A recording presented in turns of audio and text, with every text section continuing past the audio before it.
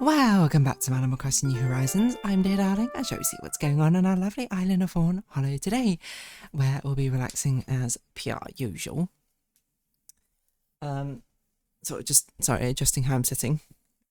I feel like, latest development in what's going on with my stomach. I had some white bread for this lunch, and in a very scary twist of fate, that has upset my stomach somewhat. Now, I don't know if it's what I had, if it's perhaps something else, perhaps a filling, which was tuna mayonnaise or egg mayonnaise, or spring onion, I guess. So it's possible it could be one of those, but I mean, those don't contain, well, actually, does mayonnaise contain dairy? I don't think it does. It's an egg product, isn't it? Yeah, mayonnaise does not contain lactose. Just had to double check that. But hello everyone, right now in Fawnhallow at 6:14 PM on Friday, July 17, 2026. Which is a scary revelation to have. So I also did have savoury pancakes a couple of days ago as well. Which is also something which contains flour. And that also kind of upset my stomach. Not a huge amount, okay, not nearly as much as lactose and not nearly as much as like the whole grains. Which could be a worrying development. Well, I'm not going to say worrying because it's not like that worrying. It's not like the end of my life or anything. I'm being melodramatic. But, worrying in the sense of being like, oh, that's a worrying trend of things which all contain gluten. Am I celiac? I don't think so. If I was celiac, I think I'd have a very adverse reaction, but I could be gluten intolerant, which I don't know how it happens so rapidly, but such is a way. Such is a way of experimenting with things. Just trying to figure out. Are you Tad or you Wart Jr.? You're Throwback. I called you Tad before, and I was wrong. So that's the latest development. I'm trying to figure out exactly what on earth is going on with my stomach. But otherwise, it's okay. Like, does it hurt that much? No. But it's enough that I'd be like, I would call it a stomach ache. But not like a debilitating time. Not enough to make me want to wait it out to try and record something, as a lot of other ones have been. I'm glad that's behind me at least. Although interestingly, yeah. I think I spoke about it in the Banoffee Pie, like, you are Crackle. I knew your name, I couldn't think of it. Like, I was thinking Rasher, but I was like, you're not Rasher, but it's something like that. I spoke about it during Banoffee Pie actually as well, but the fact that, like, I found it interesting. Banoffee Pie didn't actually cause that much distress. Like, it definitely gave me a stomachache with only one lactose tablet, but it wasn't that bad, surprisingly. Expected it to be worse. Anyway, that's enough of that. How's Gatch going? I pulled Capano Ricky. I managed to get her, I think it was in 70 pulls or so. So not too much, thankfully. Just had to dip into what I had, but otherwise it was a-okay. Although I have realised the annoying thing with Capano Ricky is like to actually max her out potential-wise, I need all the banners from the new dirt track. So I've been like, oh man. So now I'm just running a load of fan runs and running with the new dirt tracks, being like, okay, make sure I'm strong enough to actually win these dirt tracks. Exhausting. Anyway, that's my Gatch talk. I don't really think I have much else to say Gatch-wise. I saw ZZZ's anniversary patch is pretty crazy, so I'm looking forward to that. That new mode has been reset, the hard mode, and now I've actually got my characters built. I can actually try and take it on, although I might wait till Soy Soy's been released. What else? What song's in my head today? It's a song I don't really know. I saw it on a random Instagram post. Okay, I've been recommended, for whatever reason, I don't know why, this Instagram user who seems to be having like this sort of, I don't know how to describe it except for this like Bambi and Lion King AU thing going on. I watched a few of their videos because honestly they're like quite well made, quite well drawn.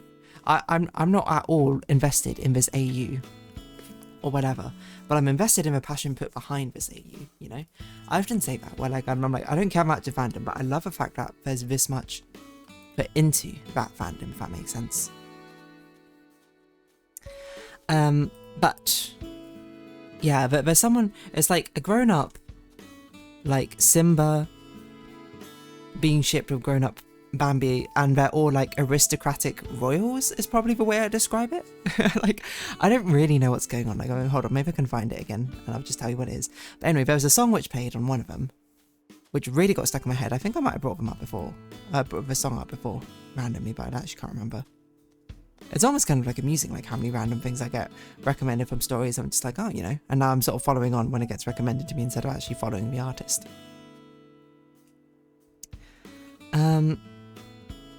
Oh, I don't know if it'll be recommended to me. I had to keep scrolling until it appears.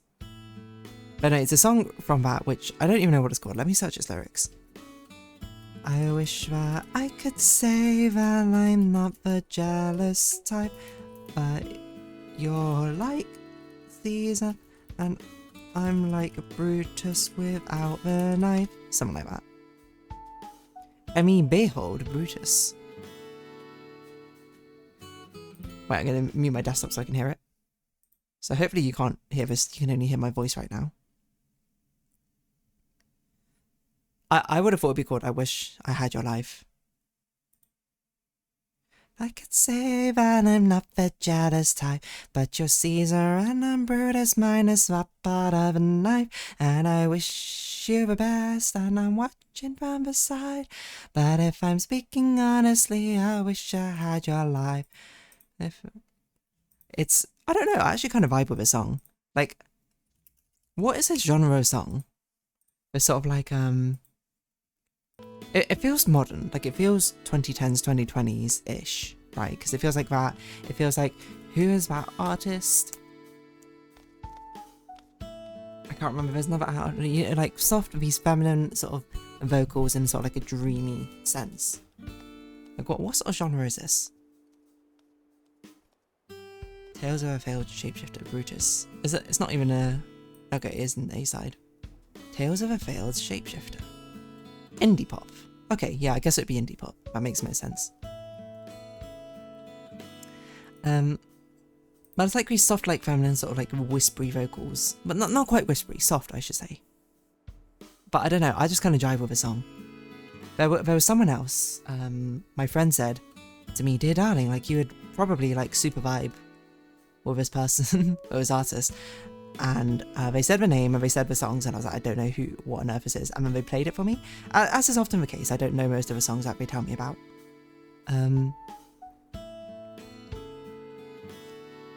So they played it to me on Spotify, and I was like, oh, I do know this song. It was Dollhouse by, I can't remember, but it's like that sort of artist as well. Oh, I'm also being recommended Vibe Check D&D as well. I know this one. I only know this one because of a Pink Kobold character. Melanie Martinez, that's it. I get recommended YouTube shots. Oh, here we go. Misaki-san 4819. I don't know. They're very committed to this AU of. I don't know what the story is, but it seems it's Bambi X Simba as like aristocratic dynasty monarchs or something. Which honestly, I love that commitment to it. But there's something fun, you know, I think in the fanfiction world of a sort of like monarchical aesthetic, isn't it? I think it's because it's a very showy, decadent aesthetic, right? Like, there's something to be said, I suppose, about the actual usage of it in real life, I suppose, with opulency, is perhaps to the excessive, shall we say, indulgence. I don't know why I phrase it so weirdly. But I think, like, as an aesthetic, though, you know, I can see why it's so popular in things like fan fiction, etc., right? It's a very common thing. Like, a lot of these, like, romantic sort of, like, fan fiction-y, like, romantic fiction, I should say, things. I always, like, imagine, like, we're very commonly, like, in the royal courts and things like that. I don't know why, necessarily. Like, I wonder if someone's done a breakdown less specifically about that, but I guess it's because probably if you live that sort of noble life, that's kind of, like, one of the main things. You have time to focus on that. It's not like, oh, I need to work my day-to-day job to think about survival. I mean, your fortune's already set. And it's sort of got like an inbuilt, that's not how you speak, inbuilt sort of political, you know, struggles and tensions or whatever, which I suppose also add to like the romantic tensions and that. I don't know. Someone needs to do an analysis of it, but there you go. If you're curious yourself, you can look up, you can try and figure out what's going on. Instead of me. Now I'm just looking at Instagram. I wonder if I should check out Vibe Check D&D. Love me a cute Kerbal character, hey? Oh my gosh, what is happening in the story? This is crazy.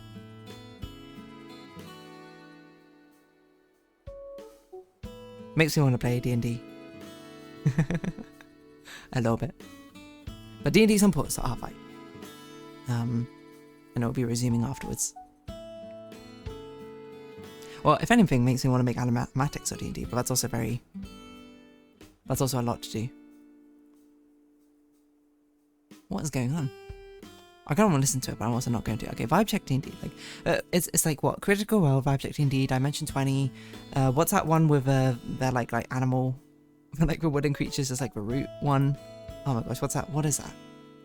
D&D campaign root. I only know it because a friend told me about it. Is it Dimwits and Dimwood? Is it that one? I don't know if that's right. Legends of Evantris. I think it's Legends of Evantris. That sounds right. Hold on, because there's like animated shorts of it, which I've seen one. A friend showed me one. I can't even remember what it was about, but I found it very funny. And let's see. Okay, don't play your trailer. What was it? I don't remember. I just remember there was a mouse. Yeah, it's definitely this one. Anyway, another point. I don't know, there's too much media to consume and to engage with, don't you think? But yeah, M. Behold, what other songs have you sung, M. Behold? Maybe I should check out your other stuff. Maybe I should submit it to Music League. Oh man, I need to talk about this Music League song I submit. I'll talk about it tomorrow if I remember. It's such a ridiculous song. And I can only apologize for it. I really hope if you're part of a Music League and you're listening to it, because I said I wasn't originally going to submit it. I was originally going to maybe try and think of a different song. But then I talked to my friends and my friend was like, man, you should submit it just because I want people to know about it. And I was like, you're right. I do want people to know about it. But it is also a 22-minute song. So I put in my notes and being like, please do not listen to this entire thing unless you're insane. Emmy Behold. Anyway. This is just all to say Emmy Behold. Sorry, not Emmy. What? Behold. I vibe with a song Brutus. Not like I don't vibe it and be with it and be like that's me for real. Just more like I like the vibe of a song. I like the story it's telling. In an engaging way, not in a that's so me for real way. If that makes sense. I think it would make a good D&D animatic song. You know, there's something about these like indie pop songs. You know.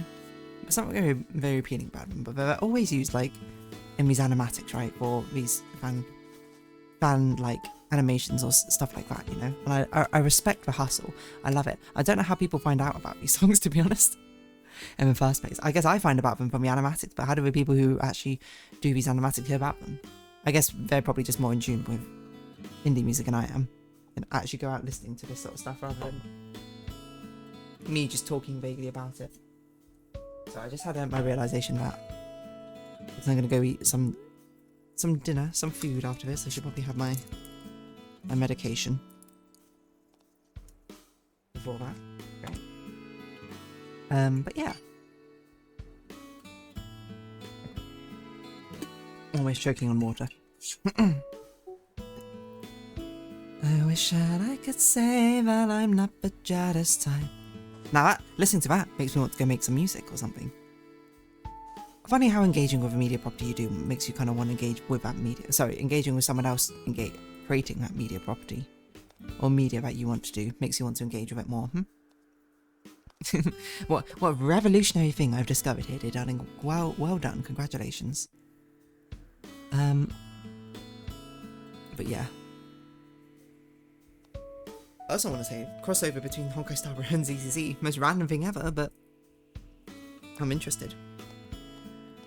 Yeah, what was I going to say? I don't know, really. Indie pop. Where do people hear these indie pop? How do you discover indie artists? You know?